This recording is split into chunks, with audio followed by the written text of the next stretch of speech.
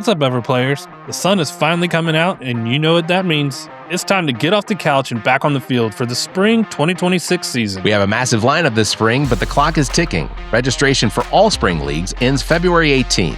Let's break down your week, starting with Monday night. On Mondays, we're coming in hot with indoor volleyball at Tri-City, softball at TS Martin Park, turf soccer at Recreation Athletics, and pickleball at the KC Pickleball Complex. For Tuesdays, you can catch us playing Super Rec kickball at Spires, sand volleyball at Pollywogs, more indoor volleyball at Tri-City, or bowling at Lucky Strike in Casey. Midweek is huge. On Wednesdays, we've got kickball at Spires, hardball, softball at Pacific Park, cornhole at Jay's Corner, and soccer at B Avenue and Bray Park. On Thursdays, we keep it rolling with kickball at Spires and sand volleyball at Pollywogs. Then we wrap up the week on Sundays with softball at TS Martin Park. Now, if your early spring is already full, don't sweat it. Our late spring leagues are also open for registration right now. That's right. The deadline for these is March 16th. We've got co-ed flag football at B Avenue on Wednesdays and sand volleyball at Pollywogs on Sundays. We also have 5 special one-day events for those who want some extra play or can't commit to a full season. Mark your calendars for these dates. February 9th, turf soccer mix and match at Recreation Athletics. February 12th, Valentine's Day kickball mix and match at Spires. Then we have February 16th, basketball pickup at Drew's Wellness Center. February 17th, indoor volleyball mix and match at Tri-City. March 26th, legendary 11th Masters of Putt-Putt at Frankie's Fun Park. Whether you're playing for the trophy or just for the social hour at the bar afterward, there is a spot for you at Everplay. So head over to everplaysocial.com to get your team registered before those deadlines hit. We'll see you on the field. I'll top of the morning to ya. I'm Liam the Leprechaun, and I've got a wee secret to share. DJZDesigns.com has just unveiled their brand new St. Patrick's Day apparel. Featuring yours truly, of course. From cheeky tees to lucky prints, these designs are brimming with charm and plenty of gold. Whether you're heading to a parade or just feeling the Irish spirit, you look grand in these threads. So what are you waiting for? Skip the rainbow and head straight to ZJZDesigns.com. You'll find the pot of gold in your cart. No magic required. ZJZDesigns.com, where style is always in season. Welcome, everyone, to the All About Nothing podcast kind of daily show. I am Barrett Gruber, host of the All About Nothing podcast with Zach King. Find me across all social media at Barrett Gruber. With me is the host of the podcast Black, White, and Blue in the South with Dr. Camille Brooks, Bill Kimler.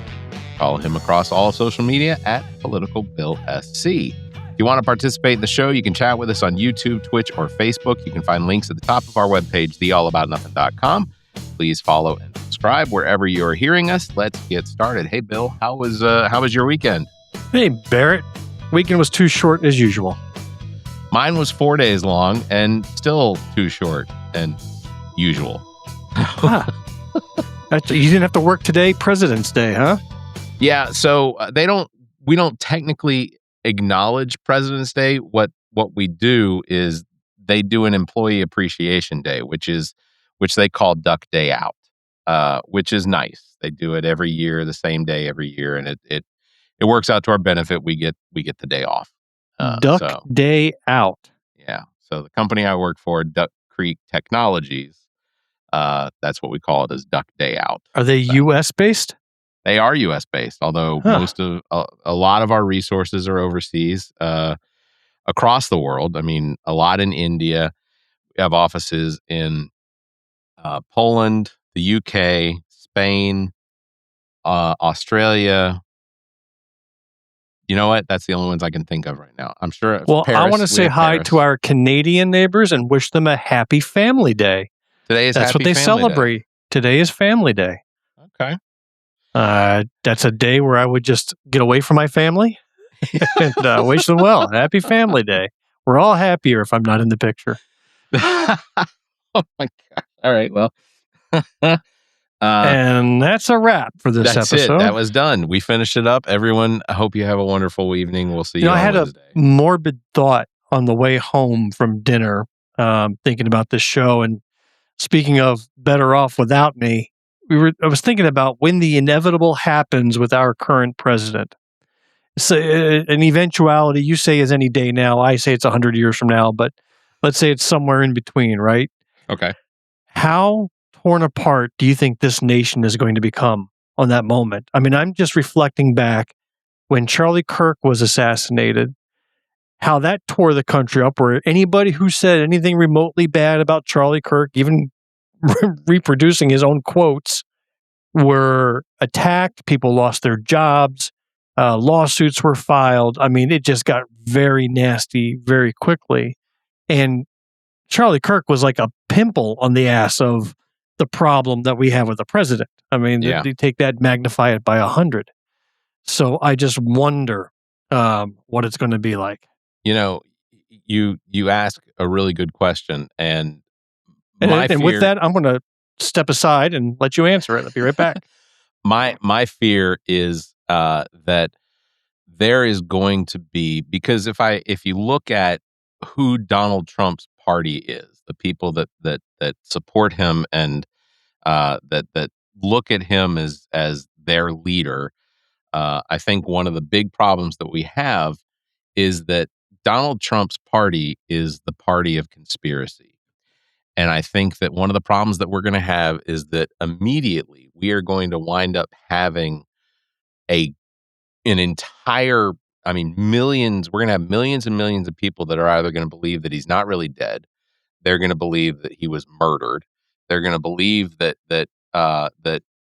anything that is fact isn't fact, that it's all false. So I think I just think we're going to devolve into utter chaos. I think so too. I think it's going to be a serious problem. It's Donald Trump passing at some point, because it's going to happen. I think that it's going to send.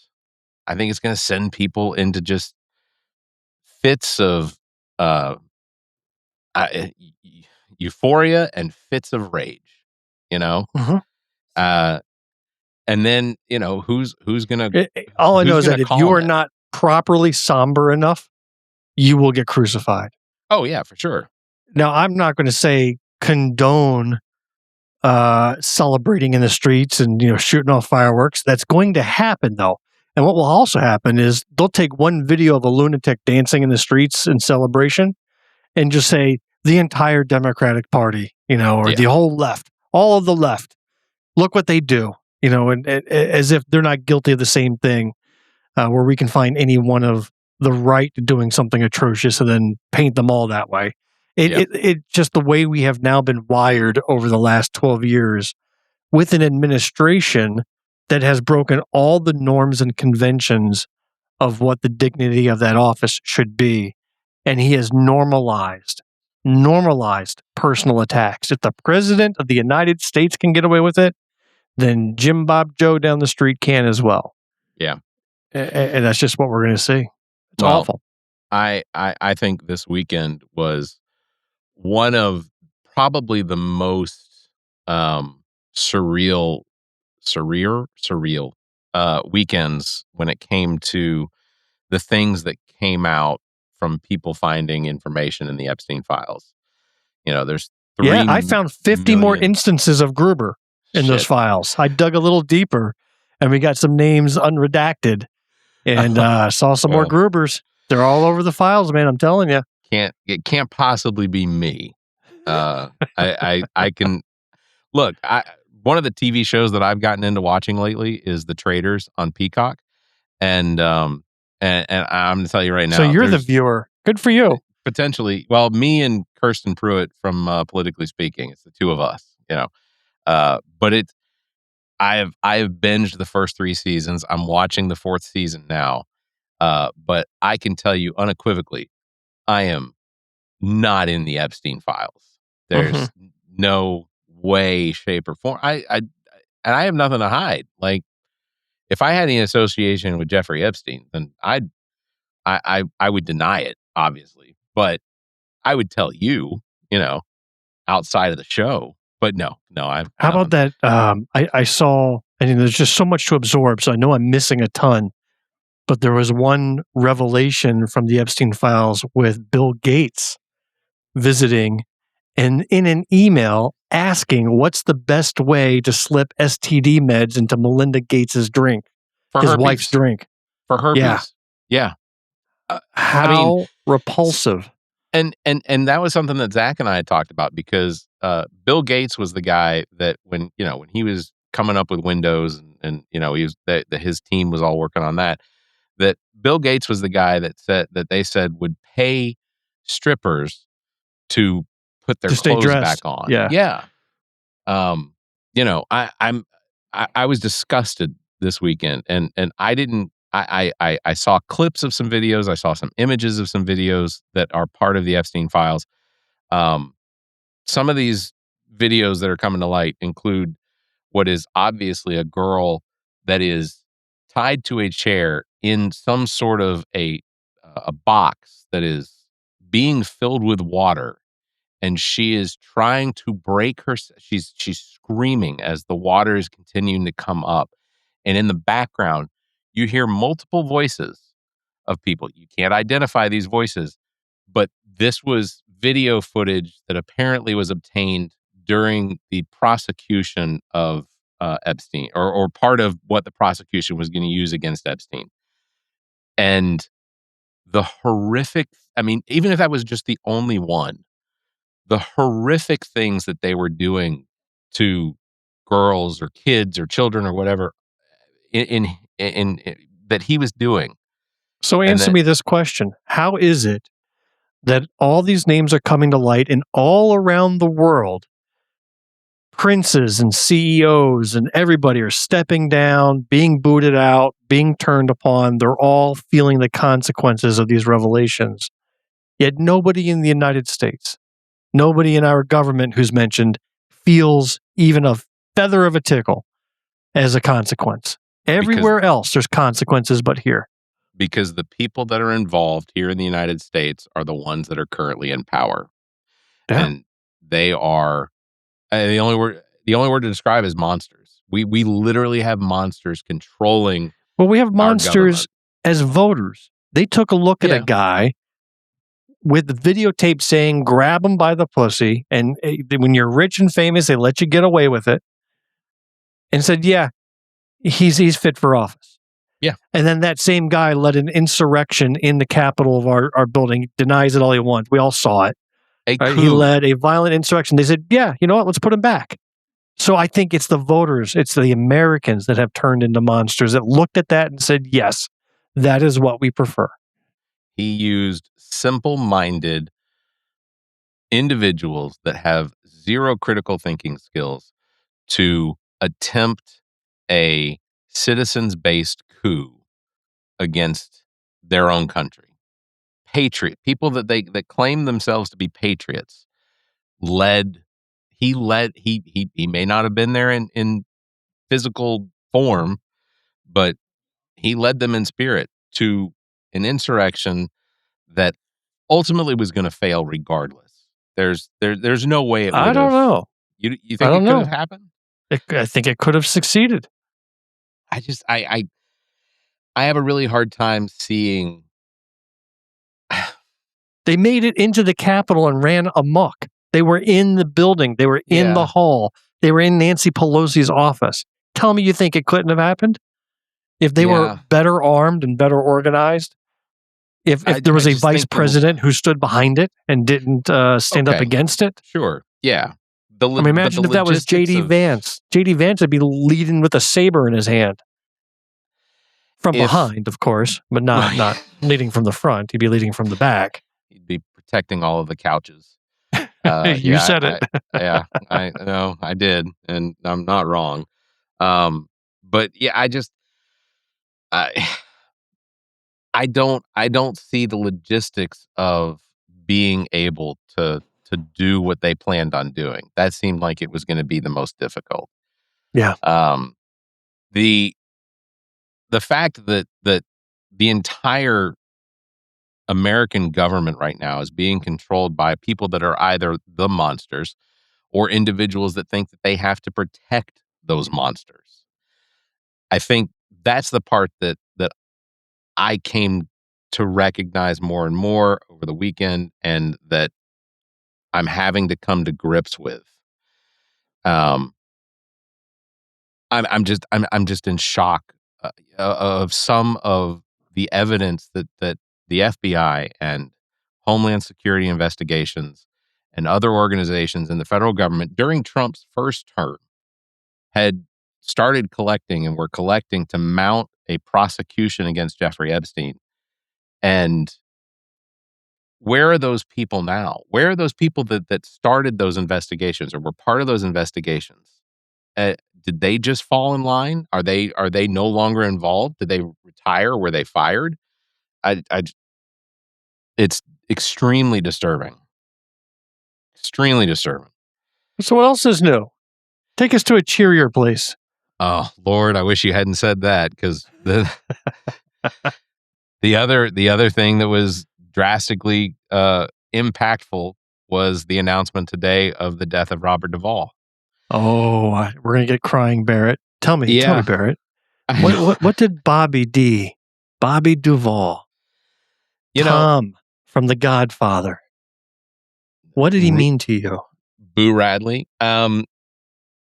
I don't think there was ever a Robert Duvall movie that I didn't watch and enjoy.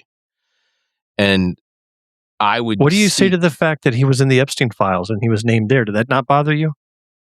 I didn't know that. I didn't see that one. Is he? He's not really. Did I burst your bubble? No, I know. I made that up. Yeah, okay, I have no idea. Thank God. That would have been heartbreaking. That would have been heartbreaking. Robert Duvall, honestly, if thinking back to the first movie that we ever watched when I was in grade school was To Kill a Mockingbird. And Robert Duvall playing Boo Radley, who had no lines in this movie, but delivered an unbelievably powerful performance in this movie. And then I think back to the other movies. I quoted Secondhand Lions, which I'm trying, Bill. Secondhand Lions was just an unbelievably good movie. And, it's even, just watching the movie, if you don't get teary-eyed watching the movie. But, so the guy was 95 years old. It was, why be sad that he passed away? What, were you hoping for more movies out of him? You were hoping he would have a long life, live to be 190? It's every day that there was an announcement of. To be honest, did you even know he was alive? Yeah. Because I bet if you had asked me 3 days ago, Bobby D, dead or alive, I'd be like, no, I thought he passed 5-6 years ago. Nope, I just told you he's alive. Same as Willie Nelson. I have my Google alerts set specifically for Willie Nelson. The day Willie Nelson dies, we're not doing this show. You have a Google alert for when Willie Nelson dies. Well, anytime there's Willie Nelson news, I want to see your Google alert settings. I want to know what shit you're monitoring out there. There's got to be some creepy stuff. Kimler arrested. Send me an alert. Yeah. No, I don't think you're in. I don't think you're in mine. I did have Villardo when I was a campaign manager. So it's, any news that popped up on any news organizations or articles or whatever that mentioned him, it definitely popped up. So, you were a fan of Duvall since One Flew Over the Cuckoo's Nest. And I got to be honest, aside from The Godfather, I really don't know many movies that he was in. I know there was a recent one, something about him being a judge, and he has a son with a problem. I remember seeing that, thinking that was good, but I don't remember much in the way of details.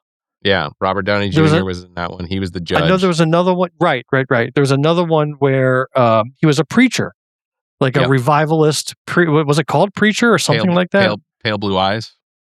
Was that was that Pale Blue Eyes? I don't know if that. I think it was something simple called The Preacher, but maybe Pale Blue Eyes. I don't recall the name, but he was like a Midwestern revivalist preacher. Doing tent revivals. The Apostle. That's it. That's the one. The Apostle. Fucking fantastic movie. That I remember being very, very good. I think the biggest shame was that he was not in Godfather 3. Yeah. Well, that really soured that movie for me. Because he was as key of a character as anybody else. Yeah, To Kill a Mockingbird. He was in the first invasion. Did I say One Flew Over the Cuckoo's Nest? Yeah, I think I meant To Kill a Mockingbird. Thanks. Apocalypse Now. Yes, he delivered the famous. What was it? I love the smell of napalm in the morning. Yeah, famous. Lonesome Dove. He was in Lonesome Dove, that TV series. What else? Was that one about the priests that got it on that had affairs? No. Or no, that was the Thornbirds. Yeah. Those TV series from back in those days, they all seemed the same. No, he played Gus McCrae in Lonesome Dove. Deep Impact, where he played the veteran astronaut that I think who was president in that movie? Was it Is that Morgan wasn't even Freeman? the first time Morgan Freeman. Yeah, Morgan Freeman. That may have been the first time he was president, but he had been president. He was president a couple more. He's been movies. reelected a number of times throughout the movies. Yes, good for him. Good for him. Open Range is absolutely one of my favorite westerns with Kevin Costner. That was a fantastic movie, and and these are movies that honestly I can put on almost any time and sit there and watch the whole thing completely, uninterrupted or interrupted. Were you hoping to get him on one of the Comic-Cons for an interview? Were you aiming for that? That would have been difficult. I'd be curious if he's ever done a Comic-Con. That would have been interesting. He was in Bullet, Days of Thunder. There are. This is so a great many list of movies. movies that I've never seen. This is Really. Bill, when you're done with your Stephen King journey, you need to go through and do a Robert Duvall journey. No, I've got another journey lined up, but thank you. What is your next journey lined up? Clive Barker. He was my other most influential writer from high school through my mid-20s. Did you ever do Dean Koontz? No, he's trash. Dean Koontz is trash. Okay, all right, fair enough. He's trash. Any book that you can finish in an hour is trash. That's a Dean Koontz book. Yeah, that's fair. That's like Michael Crichton books. Like, I liked Michael Crichton books. Okay, but those were interesting for me. Yeah. Did it always seem like virtually every Michael Crichton book ended because he had to pay his mortgage or his rent or something? What do you mean by ended because he had to pay his mortgage? Jurassic Park ends abruptly, in my opinion. Congo. Like, it would make sense if he ran out of time. Or are you saying that the rent was due, so that's why he wrapped the book up? Is that what you meant? That's what I'm feeling like. Because Congo ends like the Congo, the story is going and the found the monkey. You know what? I think it's a curse of famous authors. Stephen King is the same way. Like, he could have the most amazing novel, the journey, the characterizations, the build-up, and then the climax is like 3 paragraphs at the end. You're like, the fuck just happened? Yeah, you're right. Yeah. King is just like, he's notorious for not being able to stick a landing. But when he does it really well. Yeah. But most of the time, he doesn't have a good ending. And Crichton's the same way. But if you look at the book as more of a thought-provoking journey, like Disclosure. Okay. I remember loving Disclosure because it was all about technology and espionage and building chip factories, and it's just a cool topic. Yeah. Disclosure was good. I don't know. I feel like with Robert Duvall that his passing and like I said, I knew he was alive because I knew I had not heard of his death. It just came as and honestly, I've never met Robert Duvall. I met Willie Nelson a couple times. But I don't know. He was just sort of, he was fun to watch. And I knew he wasn't ever going to do a movie again.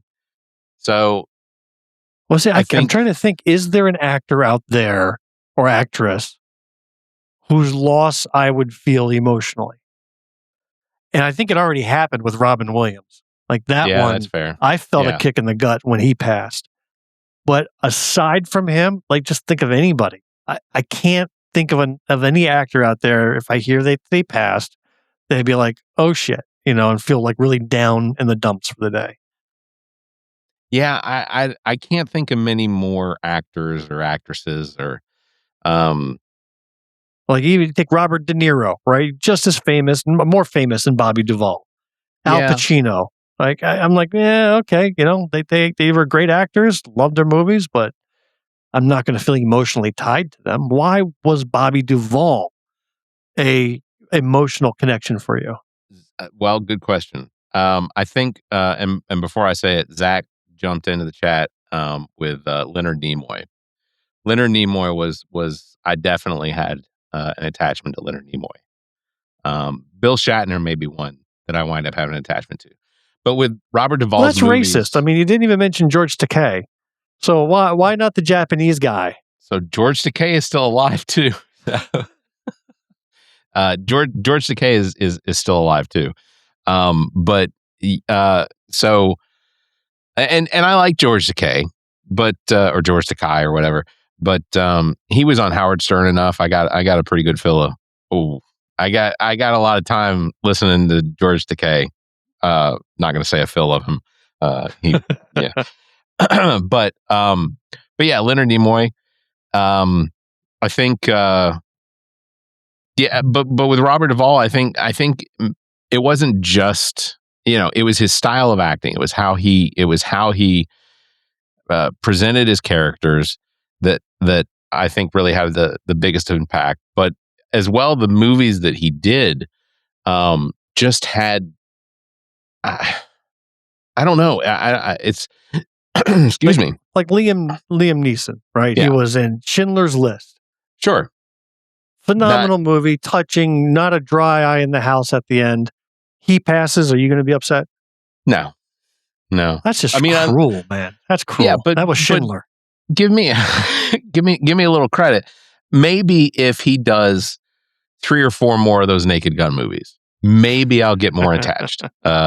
Which, by the way, I think the Naked Gun movie was pretty good. I haven't seen that yet. It's in my to watch queue. Okay, good. I can't wait to get to it.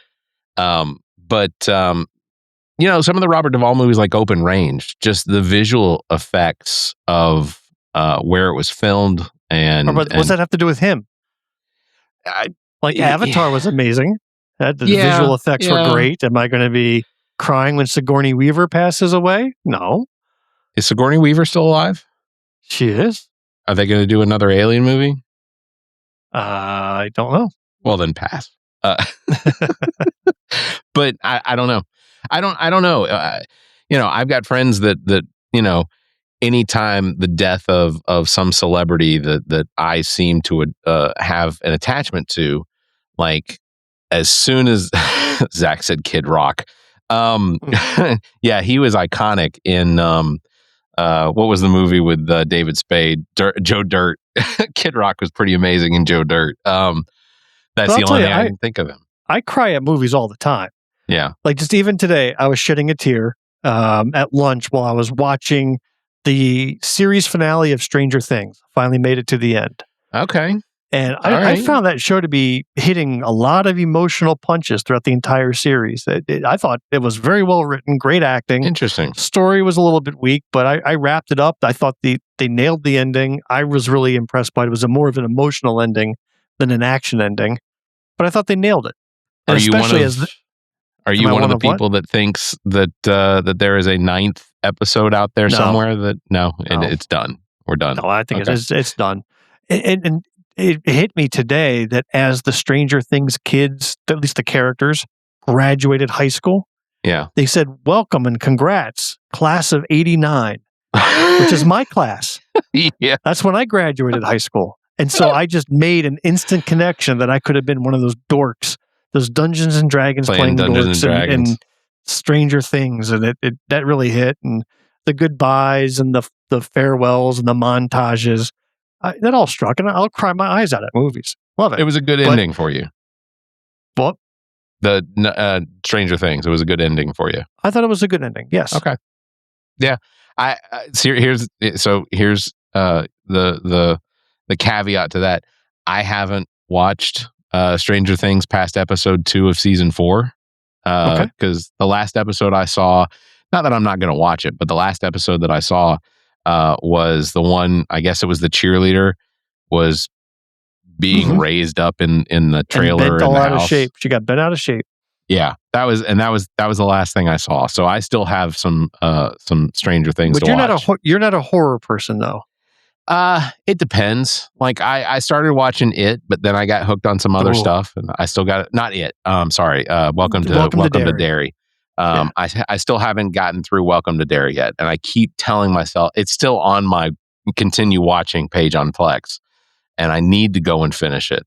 I've not seen it yet because I haven't gotten to that book in my journey, but I cannot wait. I've been hearing nothing but great things about it, and by the time I get there, I'm hoping the they'll have had 3 seasons by that point. Yeah. Well, it is very good. And whoever owns HBO at that point, whether it's Discovery, Warner's Brothers, Paramount, Netflix, whoever. Donald Trump Jr. will own it all by that point.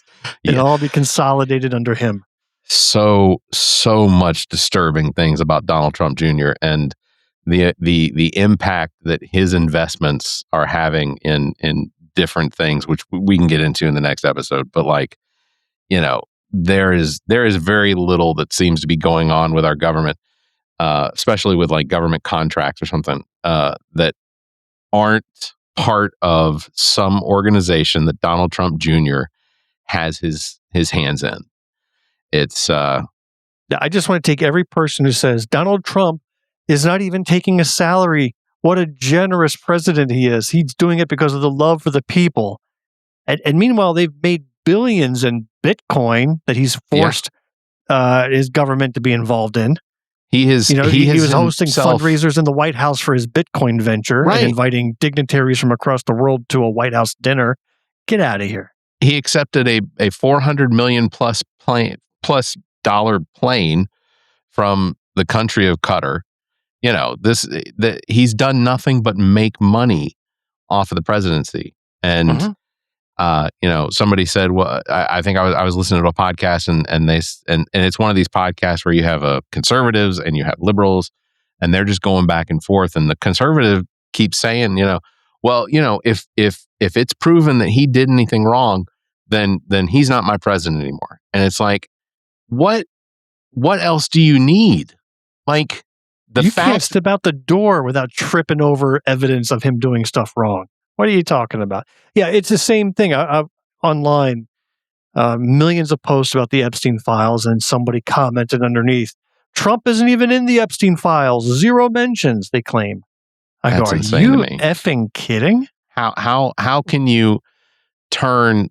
How can you be so blind to the photographic evidence, the video evidence, the fact that there are emails mentioning Donald Trump specifically between Jeffrey Epstein and Ghislaine Maxwell, talking about how that they need to make sure they're stocked up on adult diapers because the last time he was there, they ran out and he shit everywhere. How about that he's surrounding himself with like all of the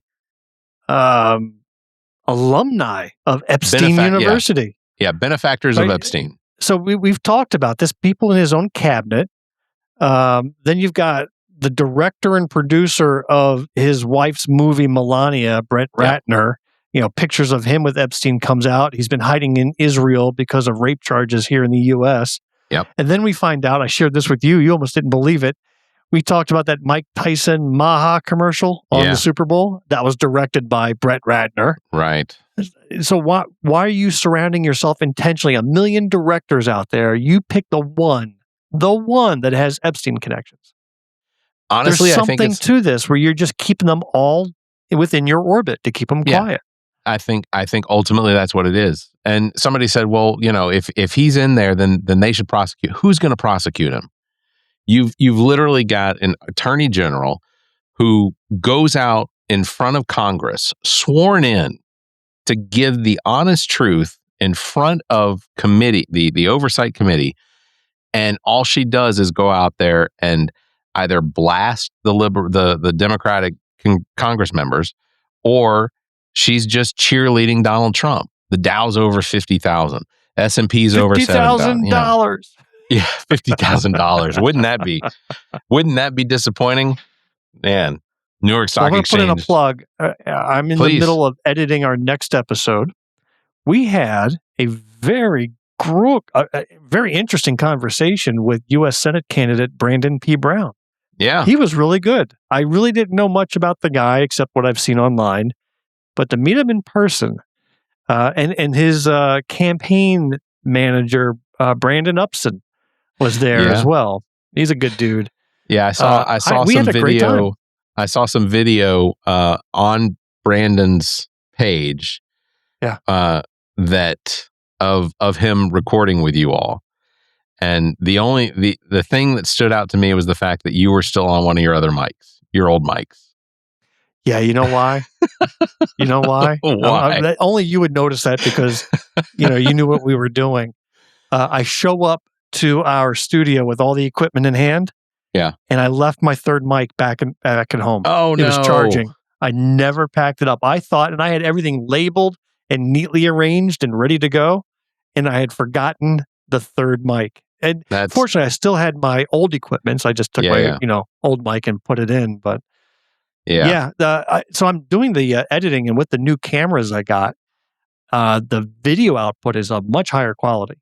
I'm very, very happy with it. Yeah. A lot more professional than that one shot camera that we've been using all this time. Sure. Now we've got 3 cameras in play.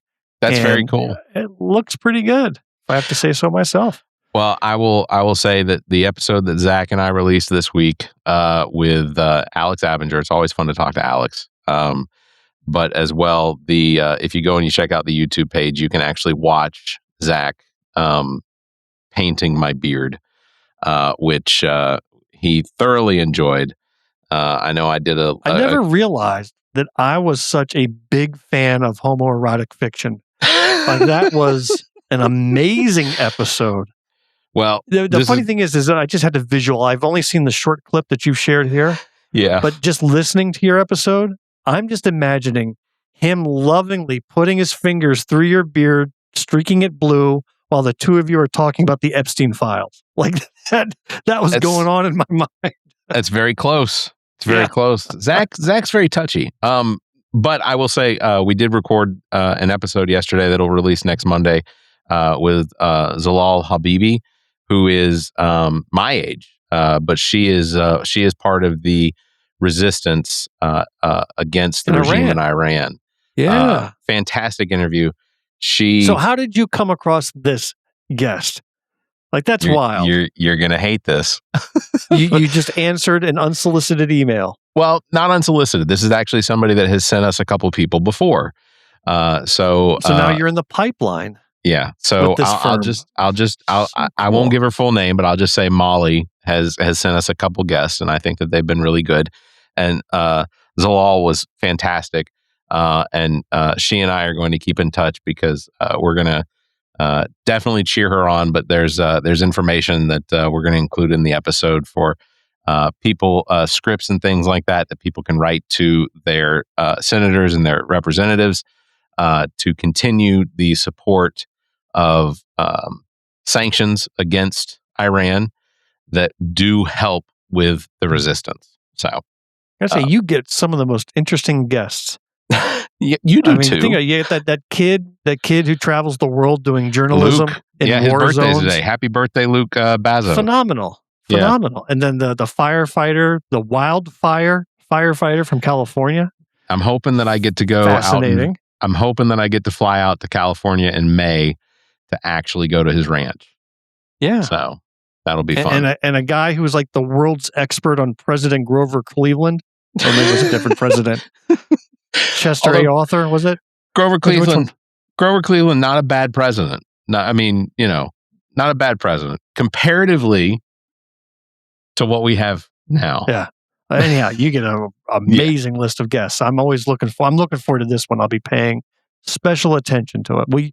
Will she be dyeing your beard blue in this episode? That's what I want to know. She was in Paris, so that's a long ways away. I think at best she'll get Zach also to think do about how many international interviews you've given from. Yeah. You've interviewed people who are overseas. Marianne Williamson, I think she was in London at the time you interviewed her. Yeah. And again, not to cast shade on Marianne Williamson or her campaign, but had they shared that interview or any of the shorts that we created from it, she would have had better numbers. That's right. That's right. So, all right. Well, we'll wrap it up because we went over. Yeah, we did. Had to hear your sob Bobby Duvall story, but I'm here for you. I wish that I could attend Bobby Duvall's funeral. I'd be there. Would you be a pallbearer for him if asked? I absolutely would. Wow, absolutely would.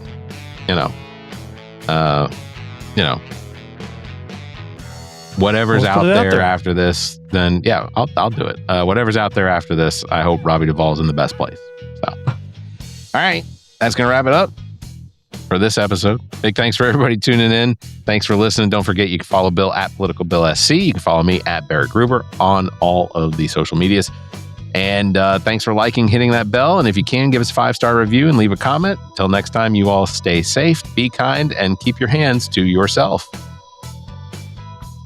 The preceding podcast is solely owned by the host or hosts and is distributed by Big Media, LLC. Copyright 2026.